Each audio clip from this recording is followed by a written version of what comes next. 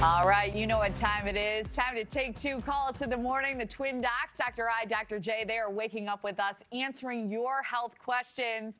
Good morning to you guys. Great to have you here. All right, these are some fun ones this morning. I'm excited about these answers. So, Dr. J, we'll start with you. True or false, when it comes to our health, exercising daily more important than getting adequate sleep? I've got to say false to this. Right, that's false. So, we've always been trained to believe that to get the benefits from something, you have to be willing to put in the hard work. Well, when it comes to sleep versus exercise, the easy thing, sleeping, is far more important than the hard thing, exercise. Now, this is the deal. Exercise is important, sleep is important. And you get the same benefits from both, actually. When you sleep adequately or when you exercise, you have the production of proteins that help to fight inflammation. This decreases the risk of heart attack, stroke, cancer, things like that. When you exercise or when you sleep, your lymphatic system, which is the system in the brain that clears away all of these toxins, is active. However, what they found was it's far more active when you're sleeping. So they actually did the study where they looked at all-cause mortality, meaning anything that could kill you. And they looked to see if you had a higher all-cause mortality when you didn't sleep adequately, or if you had a higher all-cause mortality if you didn't exercise. And what they found was when you don't get enough sleep, you're more likely to die from anything that can kill you versus if you exercise. And so basically people who exercise adequately but don't get sleep, they're more likely to die from everything. People who don't exercise but get enough sleep, their likelihood of death is lower. So basically, it's all about sleeping this time, guys. All right, so just relax and get some sleep. You're making a great campaign. I love it. All right, Dr. I, true or false, the risk for pregnancy complications directly linked to the age of the mother? I'm going to say true on this one.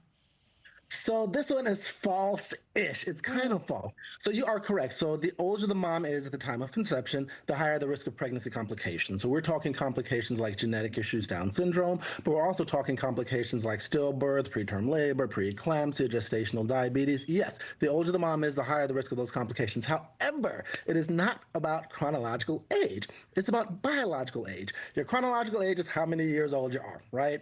But your biological age is how old your body is, how old your cells are. And so they've been doing a lot of studies recently that have found that it's not so much the mom's chronological age as much as it is her biological age. So you can be chronologically 25, but if you're biologically 40, you have a much higher risk of complications than someone that is chronologically 40, but biologically 25. So it's kind of all about how you live your life. Sleep adequately, get a good diet, exercise well. Those are all things you can do to reduce your biological age. So just be healthy.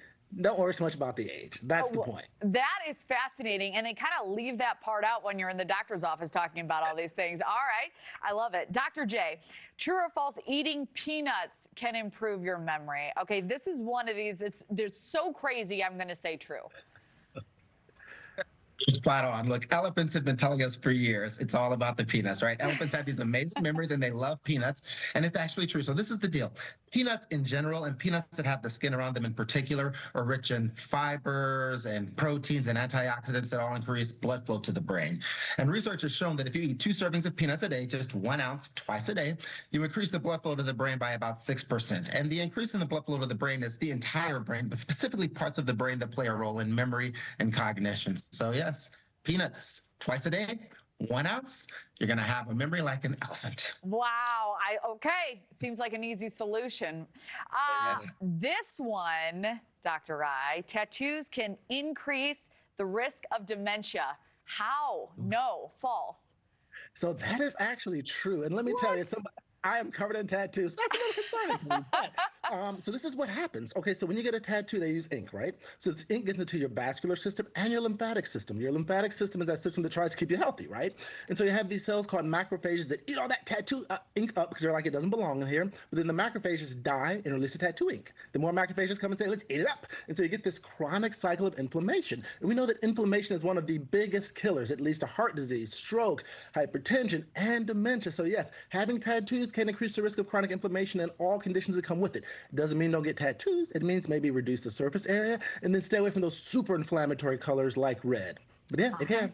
All right. Eat your peanuts, get some sleep, no tattoos. Got it, guys. Thank you so much. I always learn a ton. And to have your medical or health questions answered on the show, you can find Dr. I, Dr. J on social media at the Twin Doctors _ or their website. Thank you for watching. Subscribe below and download our NewsNation app right now on your phone, and you will get fact-based, unbiased news for all Americans.